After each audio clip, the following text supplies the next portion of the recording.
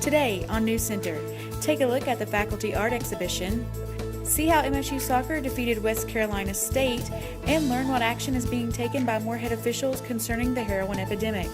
All this and more today on NewsCenter. Good evening and welcome to NewsCenter. I'm Jacob Miller. And I'm Kenzie Thompson. Thanks for joining us. Here's your headlines for September 15th, 2016.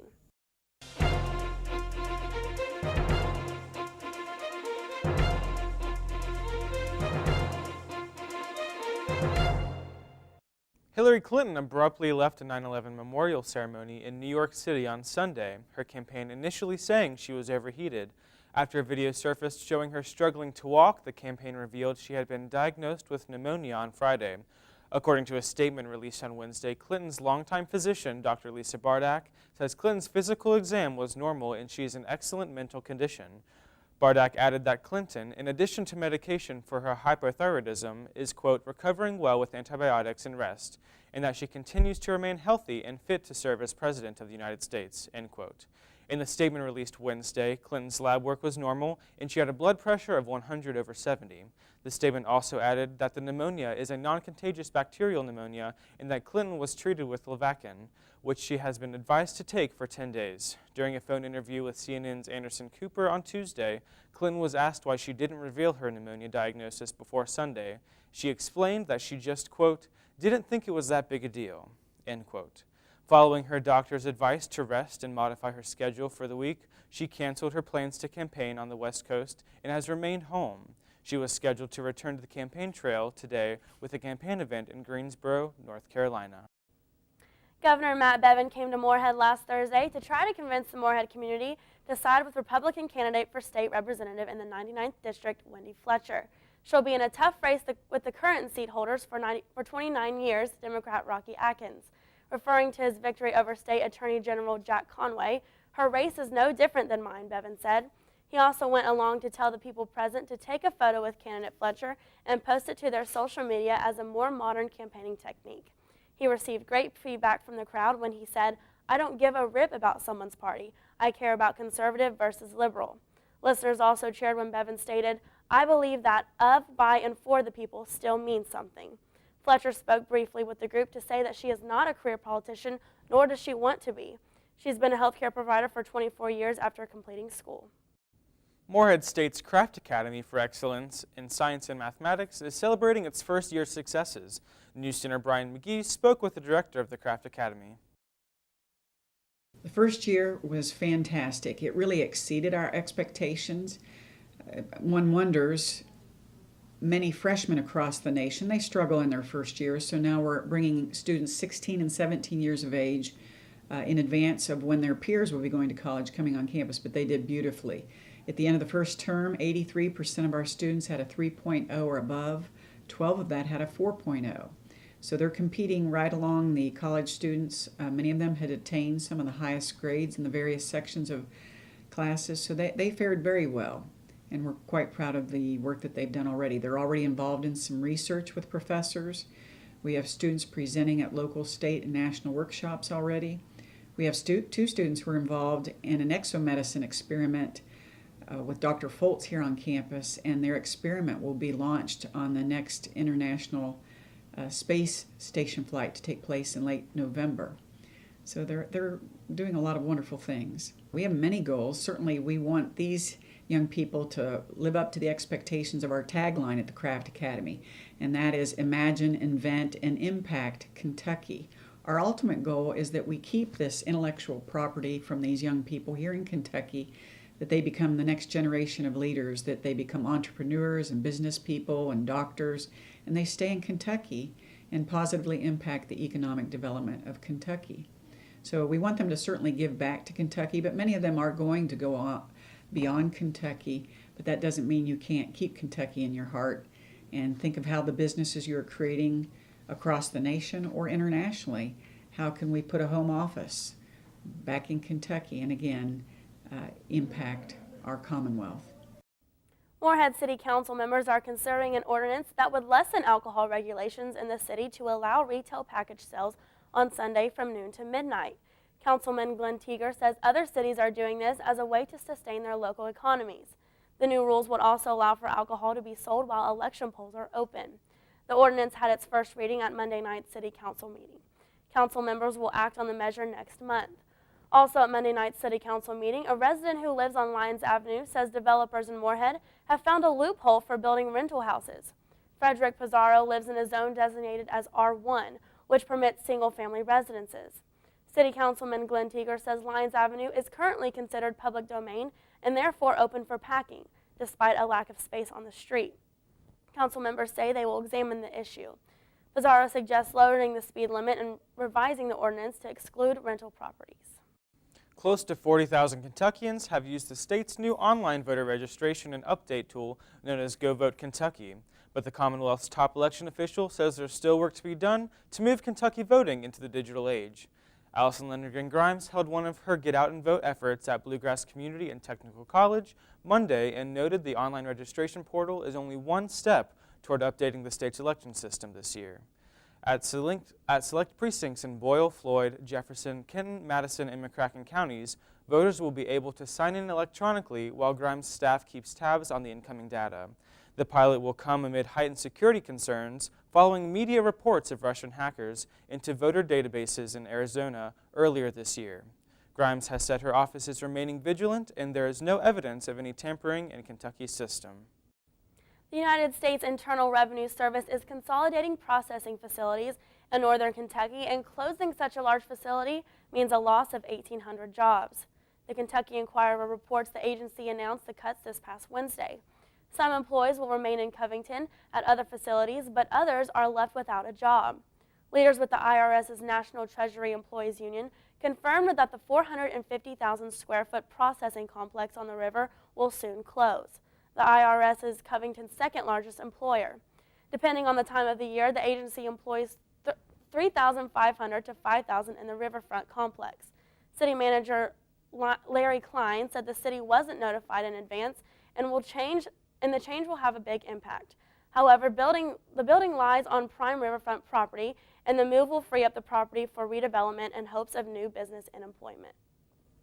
Coming up, Chris Horn is in the NewsCenter Weather Center with your forecast. Also, we will take a look at the drug epidemic that's taking over Round County. All this and more next.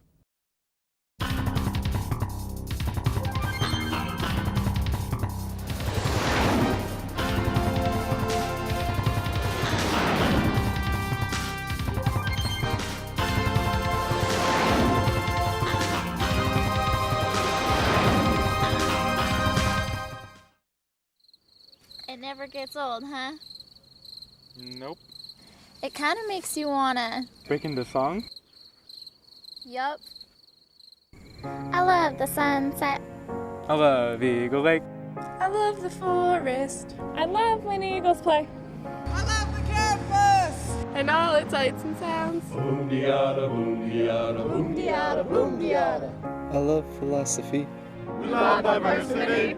I love English. And all its weird words. I love the music. And all its melodies. Boom-de-yada, boom-de-yada. Boom-de-yada, boom-de-yada. I love fraternities. I love sororities.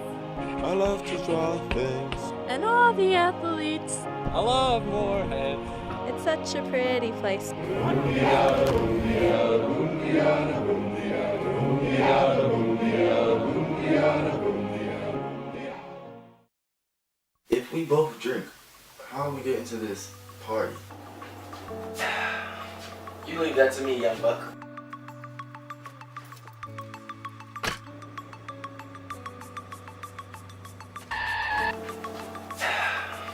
You leave that to me, young buck. There's better decisions I can make than to get in the car with the drunk driver.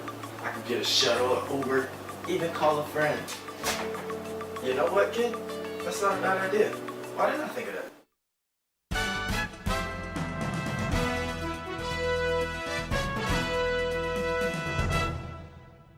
Current conditions in Moorhead, it's clear, that's right. It has been clear throughout the entire day today, but we did have some clouds rolling in through this evening. Our temperatures, we've been sitting into the mid-80s most of the day, but later into the night, as you see, the temperatures will be dropping.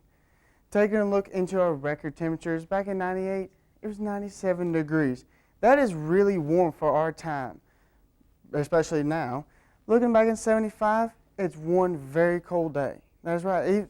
Imagine that right now. Just being very, very cold, wearing shorts right now. Looking at our normal high, we are sitting above our normal high. And looking at our normal low, we are been sitting above our normal low.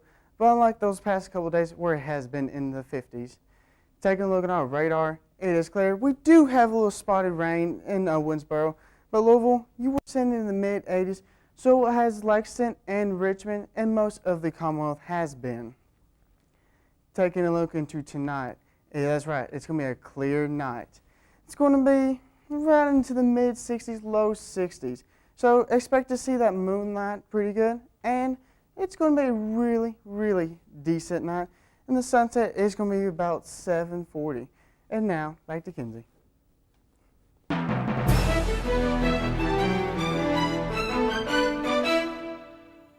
Mass amounts of heroin doses last Thursday caused hours of chaos for first responders. Nick Oliver has a story for us. If you have a relative or a friend known to use heroin, please do your best to convince them not to use. This was the call over 8,000 Rowan County residents received this past Thursday night when a historical amount of overdoses occurred.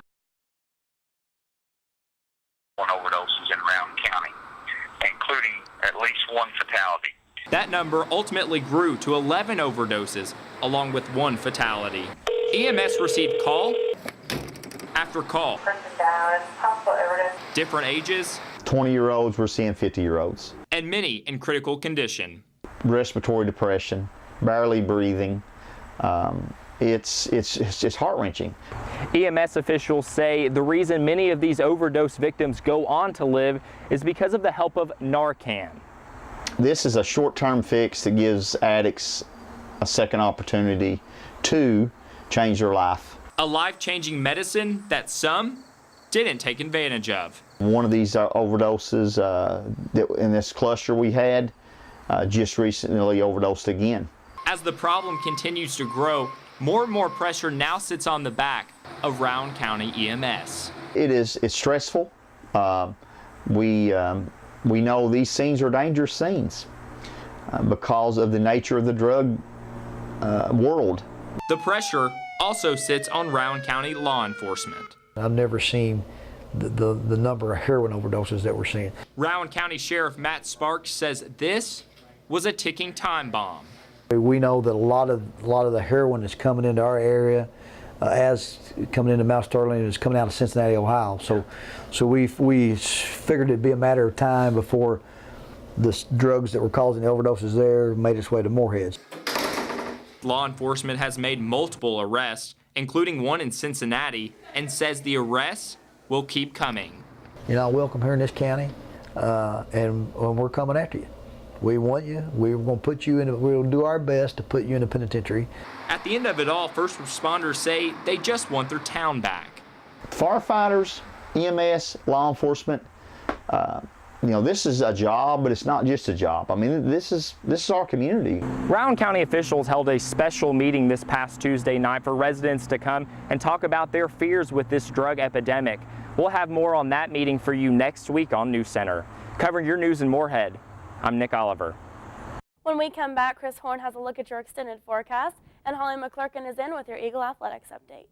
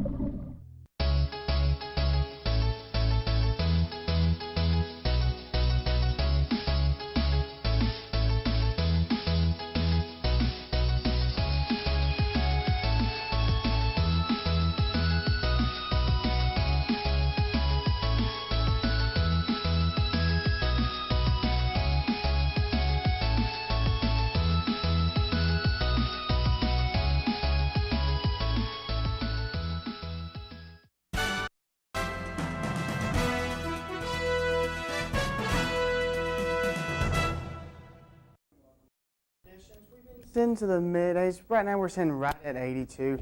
Humidity's really not been a factor today, but about around 2 or 3 o'clock, it started to take its a little bit of effect. As you can tell, the little mugginess on your skin, but it will be dying down going into tonight. Winds, we really didn't have any winds today, so ladies, your hair was not into a mess today. Going into looking at the radar. That's right, it's been clear throughout most of the Commonwealth. A little spotty rain down in Owensboro. Louisville, you got up to 87 today. That's right, 87 degrees. Lexington and Richmond, you got up to 85 degrees. Looking into the eastern part of Kentucky, you're sitting fine today, clear.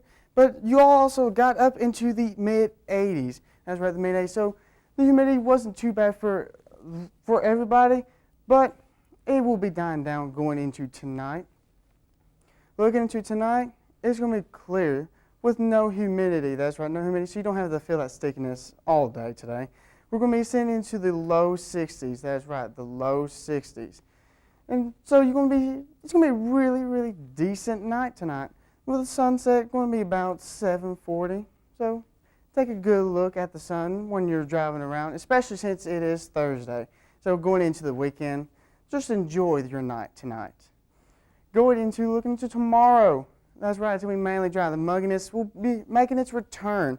Not as big as it has been, but it will be. We're going to be sitting to the low 80s. We might get up into the mid-80s, but that mugginess will make it feel like it's in the 90s. Your sunrise is going to be about 7:20, so you're going to have a little chilly, but you can make it through with shorts and a t-shirt.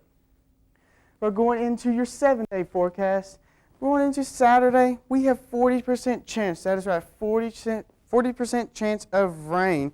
So if you're going into the football game, it's going to be, take a poncho with you, especially if you're a beaker. Going into Sunday, 60% chance. That is right, 60% chance when you're coming back home. So please be careful when you're making your way back home. Going into Monday, we're going to get into the high 70s, but the rain and storms will be sticking around. Going into Tuesday, we'll be going back up into the 80s. There will be some stray chances of some storms hanging around. And going into Wednesday, it's going to be that nice feel, October feel. That's right, that nice little October feel. And then going into Thursday, we're going to be heading back up to the mid-80s, and it's going to be quiet for the storms, but the clouds will be making its way back into the weather. Man, it is a shame about that rain I know. this weekend. Family weekend, the big game Saturday. Hoping the football players can pull out a win. Everyone's family's coming into town. It's, definitely a great tip to take that poncho. And I just hope, the Eagle Rally Zone is, hustling and bustling like it usually is with everyone going to tailgate. Yeah, tailgates are always fun. All right, so hopefully, we'll see you guys there. Hope we see you there. All right, let's send it over to Eagle Athletics with Holly McClurkin. Your home for the Morehead State Eagles, this is NewsCenter Sports. Last weekend, Morehead State University hosted the Eagle Challenge, a tournament consisting of MSU, Northern Kentucky, Appalachian State, and Ball State. The Eagles finished 1-2 on the weekend, dropping their overall record to 3-7 despite the negative record. Freshman Danielle McCarson was named to the all-tournament team after a team-high 16 digs. NewsCenter reporter Damon Huff caught up with Coach Gordon about the weekend and how they are preparing for conference play. We've got an opportunity to play a lot of different styles, some different teams, very good competition. I think hopefully we can take away from the competition that inconsistency is not going to get the job done. We had different parts of our game throughout the weekend that was solid. Our serving definitely improved, which was a strong point for us, but our defense and serve receive that's been really solid for us was a bit shaky for us at times. Our serve receive has got to be reliable and not just kind of in waves. It's got to be there every serve, every point. We've got to maintain the serving strides that we made this past weekend, but ultimately when we've got the opportunity, we've got to terminate and score points off of our kills. Our error percentage is a lot lower than it has been, which is a good thing. We've got to get our kill percentage up to a more respectable level. And I have all confidence that our offense and what our setters are doing and our attackers will be able to accomplish that. Every match, every practice is an opportunity for us to prepare for conference play, and that's really what matters, and it's how we schedule is to give ourselves an opportunity to face different types of teams, different styles. So this weekend is really our final opportunity to fine-tune things, to implement some offensive and defensive components, and be in A-game mode for the following weekend when we open up conference play. The Eagles will host the Comfort Invitational this weekend, where they hope to improve their record. MSU soccer took on West Carolina State on Friday night. Kara Maher scored Moorhead's first goal midway through the first half, giving Moorhead a 1-0 lead at halftime. Freshman Morgan Comferhyde scored her first career goal and the second goal of the game off an assist by Shelby Hiddleston. However, West Carolina managed to get on the board just before the final minute of the game. Moorhead State held on to their lead to finish with the victory of 2-1. I talked to Coach Warren Lipka about his team performances after the game, and this is what he had to say. The win was probably one of the ugliest wins we had. That team there was a team that played a lot of heart, a lot of fight, and the ball wasn't on the ground very long, was in the air a lot of knockdowns, a lot of long ball, and we never really got into a rhythm. But we won the game, and that's the most important thing, is that you win. But I think the girls know it wasn't up to the standard that we're trying to set for ourselves. So we'll move on from there. I thought Ange had a good night.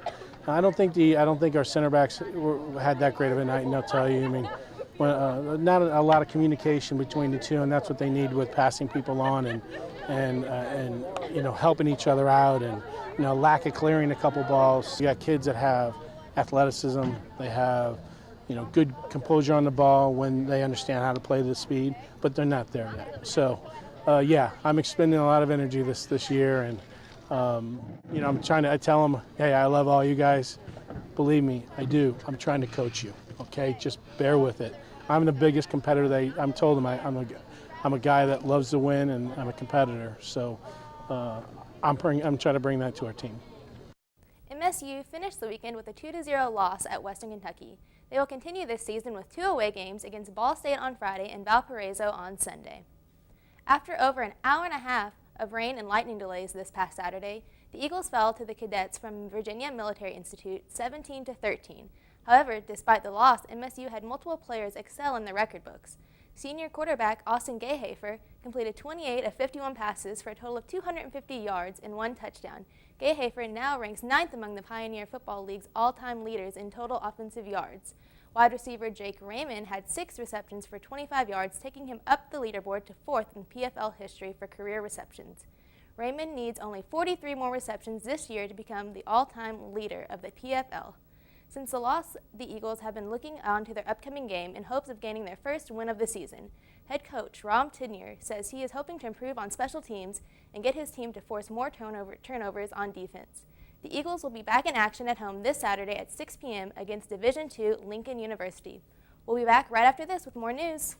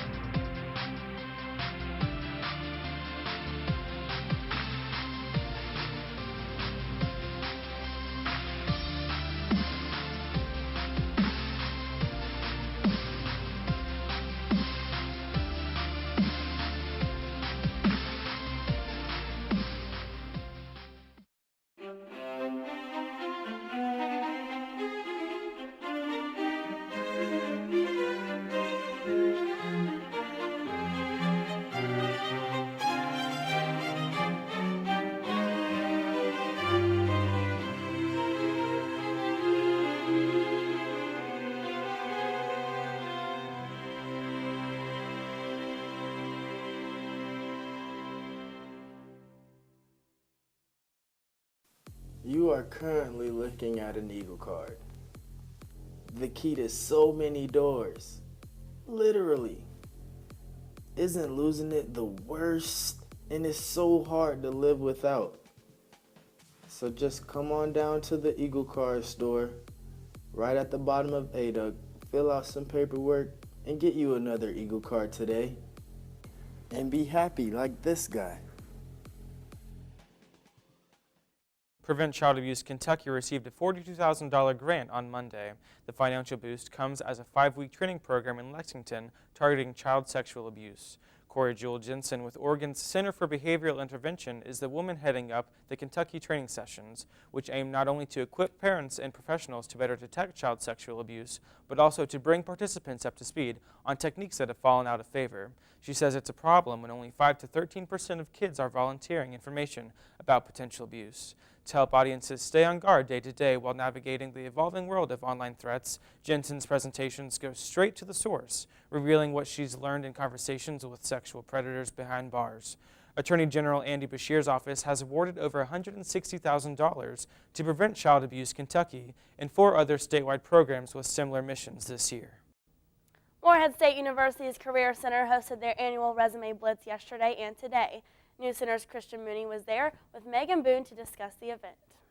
We have a resume blitz going on today. We've got employers who are here on campus volunteering their time to look over students' resumes and help students improve it.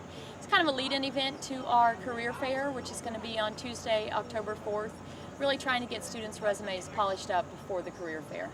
The Resume Blitz is designed to be an informal event, so students literally just show up with their resume. We ask they have a printed copy. It kind of makes it easier for the employers to give them that personalized advice. Is on campus and is here to help you with any of your needs.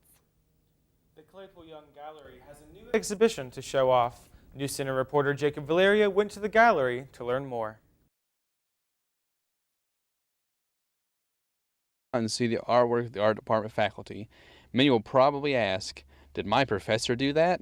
This is an annual art and design faculty exhibition, so all full-time professors in the program and then some of our adjuncts participate in the show. So this year we have 13 people in this exhibition. Well, this year is a little different for us because this exhibition used to be in January.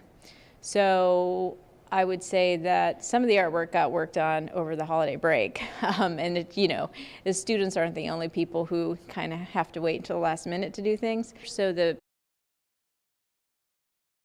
painting, printmaking, and textiles, because they're printed, the stained aspects of the fabric are actually created with a process called monoprinting, and then there's stitching in there and found objects, so it kind of branches between different disciplines I work in. In this exhibition, there are a lot of different media. So you do have textiles like what I'm doing. We have photography, both traditional or on alternative processes like pinhole photography. We have digitally manipulated photography. There are pieces of strictly digital art, graphic design, but then also things like traditional printmaking, watercolor, installation art, ceramics. So there's a wide range, which is what you expect with a faculty exhibition, because you should have a wide range of work, because that means that there's a diverse group of people teaching in the department.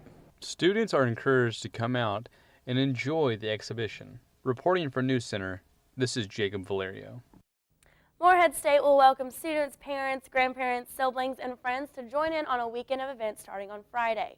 This year marks the 37th annual Family Weekend here at MSU.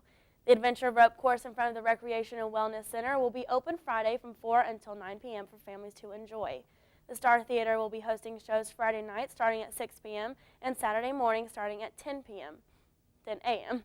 All students and families are encouraged to come out to the Eagle Family Picnic and family fun activities sponsored by the MSU Alumni Association on Saturday, starting at 3:30 and going until the football game begins. The event will be held in the parking lot of the AAC. Family members of students, parents, faculty, staff, and alumni can enjoy a complimentary pregame meal along with the family fun activities. Stop by the counseling, medical, and dental services tailgating tables to learn more about your health, meet our providers, and grab some goodies. Parents registered during Family Weekend have the opportunity for their son or daughter to win a textbook scholarship of $250 for the spring semester. Winners will be announced during the football game and must be present to claim the award. For more information on the upcoming Family Weekend, you can call the Office of Student Success at 606-783-2070 or at moreheadstate.edu/Family Weekend. Well, that is all the news we have for you tonight, but remember you can always find News Center's posts on Facebook, Twitter, and Instagram. And you can catch this newscast again on msetv.net. On behalf of everyone here at News Center, I'm Jacob Miller. And I'm Kenzie Thompson. Have a great evening.